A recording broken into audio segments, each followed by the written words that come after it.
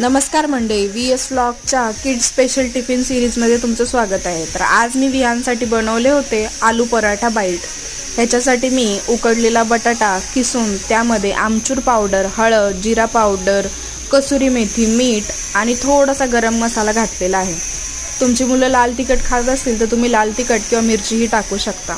त्यानंतर आपण पोळीला पीठ मळतो तसंच पीठ मळून मी एक चपाती लाटून घेतलेली आहे. त्यानंतर ह्या चपातीवर मिश्रण पसरवून त्याचा असा एक रोल तयार करून घ्यायचा आहे. त्यानंतर आपण हे रोल भाकरवडीला कापतो तसे कापून ते मधून प्रेस करून घेणार आहोत. हे मी थोडे थोडे पिठावर लाटून घेतलेले आहेत. तुम्ही नुसते प्रेस करून लहान लहान ठेवले तरी चालतील. त्यानंतर आपण एका गरम तव्यावर थोडं तूप घालून हे आलू पराठा बाईट्स भाजून घेणार आहोत. इथे मी आलू पराठा बाईट विहानला दह्याबरोबर दिले आहेत. तुम्ही केचपही देऊ शकता.